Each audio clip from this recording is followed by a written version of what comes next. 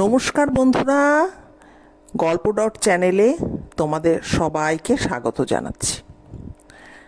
আগের দিনের ভিডিওটা তোমরা 21 জন মতো দেখেছো। আমি যতটা আমার এখন চোখে পড়লো, তো আমি তো খুব খুশি হয়েছি তোমরা দেখেছো। তবে আরও খুশি হতাম যদি তোমরা কমেন্ট করতে। তারপরে ভাবলাম ভিডিওটা নিশ্চয়ই তোমাদের ভালো লেগেছে বা আমার সাথে তোমরা সহমত পোষণ করেছো, তাই হয়তো তোমরা কমেন্ট করোনি।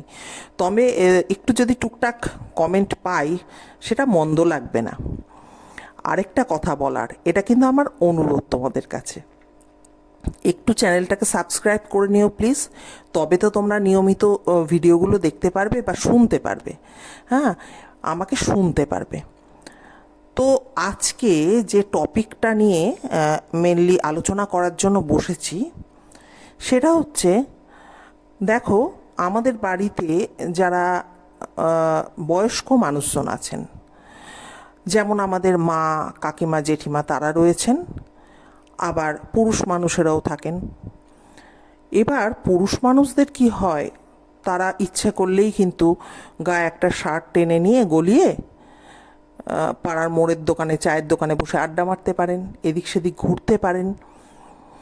কাজেই তারা বয়স্ক হয়ে গেছেন, হয়তো তারা রিটায়ার করে গেছেন, কিন্তু তাহলেও কিন্তু তারা বাতিল। হ্যাঁ, তারা অথর্ব হয়ে গেছে, তাদের বাতিলের খাতায় যোগ করে দেওয়া, এগুলো আমরা ভাবতে যেন পারি না। কিন্তু আমাদের যারা মায়েরা রয়েছেন বাড়িতে, তাদের না আমরা কিন্তু একটু হলেও নেগলেক্ট করে ফেলি। সবাই যে করেন তা বলছি না, কিন্তু এই যে যারা করেন না তাদেরকে একটু খুঁজে বার করতে হয়। আমরা অধিকাংশ সময় এনাদেরকে যেন মনে হয় যে মানে এমন আমরা বিহেভিয়ার করে ফেলি যে এনারা যারা রয়েছেন তারা নিজেদেরকে যেন মনে হয় যে ধর আমি তো অবহেলার পাত্র, এরকম তাদের মনের মধ্যে একটা তৈরি হয়, একটা জিনিস চলে বা কাজ করে তাদের মন মানসিকতায়। তো এর পেছনে কিন্তু আমরা নিজেরাই দায়ী অনেক সময়। কারণ আমরা, ওনারা যে বয়সে রয়েছেন সেই বয়সে আমরাও যে একদিন গিয়ে পৌঁছাবো, এটা কিন্তু তখন আমরা চিন্তা ভাবনা করি না। তাদেরকে কিন্তু পুরোপুরি ওই বাতিলের দৌড়, তুমি বুঝবে না কি কথা হচ্ছে, তার মধ্যে তুমি ঢুকলে কেন, তুমি কি বুঝতে পারবে নাকি, এই রকম তাদের সঙ্গে বিহেভিয়ার কিন্তু আমরা করতে থাকি। তাই এই ব্যাপারগুলো নিয়ে কদিন ধরে খুব ভাবছিলাম আমি। তো জানো, ভাবতে ভাবতে একটা লেখা পেয়ে গেলাম। লেখাটা পেয়ে গেলাম, কিন্তু দুর্ভাগ্য আমার, যেখান থেকে লেখাটা আমি পড়লাম সেখানে রাইটারের নামের জায়গাটা ছিঁড়ে কোথাও চলে গেছে, যে কারণে আমি তো রাইটারের নামটা আমি খুঁজে পেলাম না। কিন্তু যে লেখাটি পড়তে চলেছি সেই আমি পুরো সম্পূর্ণ শ্রদ্ধা দিয়ে বলছি, সেই প্রণম্য ব্যক্তিটি বা মানুষটির যে রচনা যেটা পড়তে চলেছি সেখানে সম্পূর্ণটা তার কৃতিত্ব, সেখানে আমার কোনো কৃতিত্ব নয়।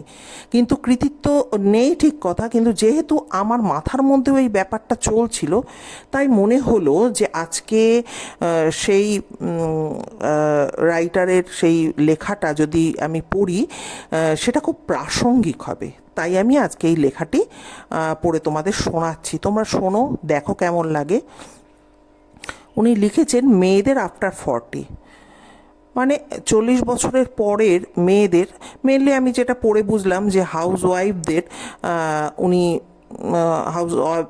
হাউস ওয়াইফদের কথা চিন্তা করে লিখেছেন এবং তাদেরকে কিছু কথা তিনি জানিয়েছেন যেগুলো কিন্তু করলে পর তারা অনেকটা ভালো থাকতে পারবেন। তা চলো, আজকে আমার এই ভিডিও, এমন তো অনেক মানুষ থাকতে পারো যে আফটার 40 বা আফটার 50 তারা শুনছো, দেখো, জানিও পারলে হ্যাঁ কেমন লেগেছে আজকের ভিডিওটা। পড়া শুরু করছি তাহলে। ঘরের কাজকর্ম করার সাথে সাথে নিজের খেয়াল রাখুন। নিজের হাতে ফল কেটে চমৎকার প্লেটে পরিবেশন করে আপনি পরিবারের সদস্যদের যত্ন করে খাইয়ে এসছেন এতদিন। এবার নিজে খান, মরশুমি ফল খান।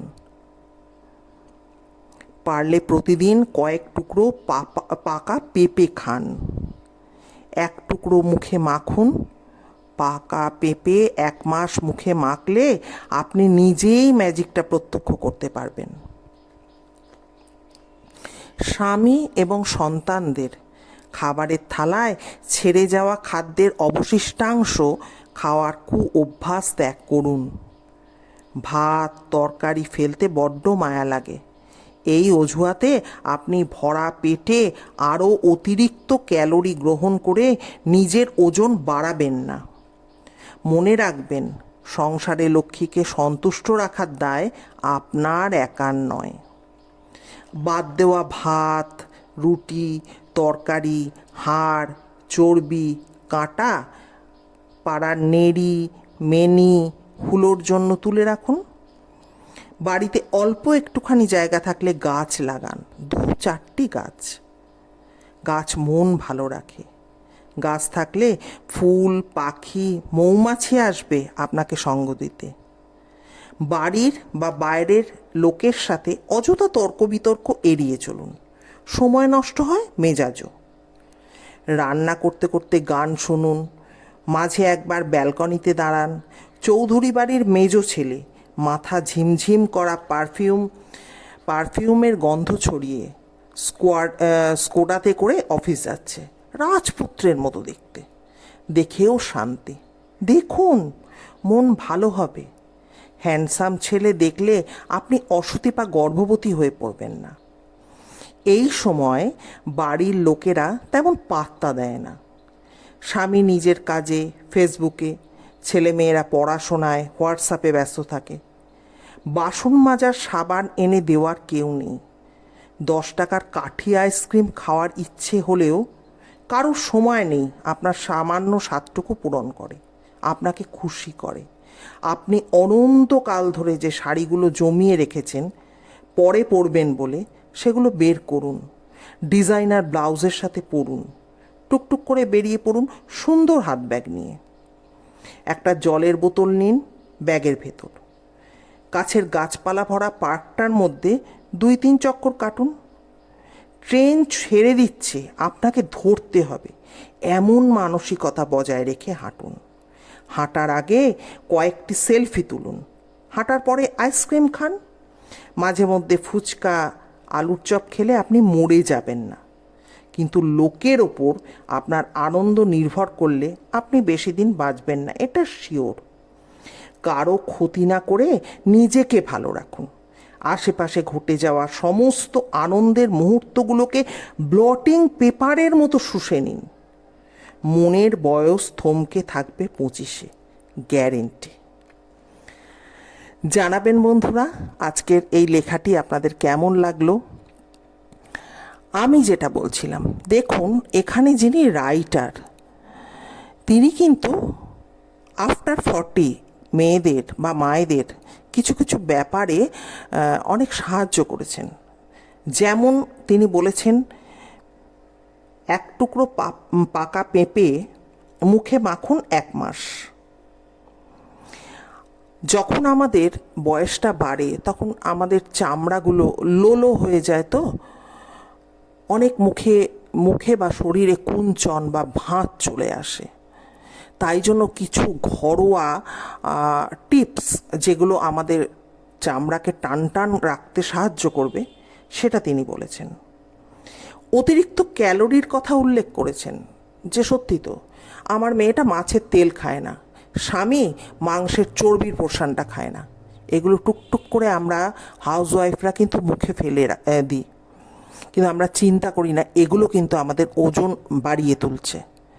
তো উনি বলেছেন এগুলো কিন্তু সেই অবলা জীবগুলো, নেড়ি আছে, হুলো আছে, তাদেরকে দিন।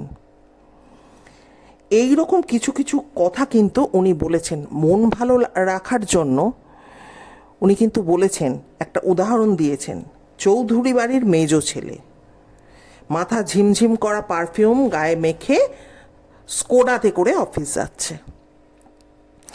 পুরুষ হলে মহিলা এবং মহিলা হলে পুরুষ, যতই সে সুন্দর হোক, দেখলে দোষের কোথায়, যদি দেখে মন ভালো থাকে।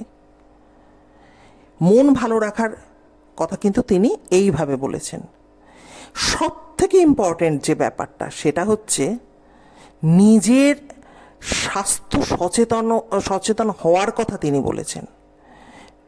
তার জন্য বলেছেন পার্কে হাঁটাচলা করতে, এবং যেন ট্রেন ছেড়ে দিচ্ছে এইভাবে হাঁটাচলা করুন। তার মানে স্পিডে হাঁটতে বলেছেন যাতে গা থেকে ঘাম ঝরে। এবং তারপরে নিজের শখ পূরণের কথা বলেছেন। আইসক্রিম খাওয়ার কথা বলেছেন, ফুচকা খাওয়ার কথা বলেছেন, চপ খাওয়ার কথা বলেছেন। এবং সব থেকে শেষে কিন্তু একটা কথা বলেছেন, লক্ষ্য করেছেন কি? বয়স তো একটা নাম্বার মাত্র। উনি কিন্তু বলেছেন এরকমভাবে চলতে পারলে মনের বয়স আটকে থাকবে 25-এ, এবং চারপাশের আনন্দ ব্লটিং পেপারের মতো শুষে নিতে বলেছেন। আমরা যদি এভাবে চলতে পারি, আমারও মনে হয় আমাদের বাড়িতে মায়েরা অনেক অনেক ভালো থাকবেন।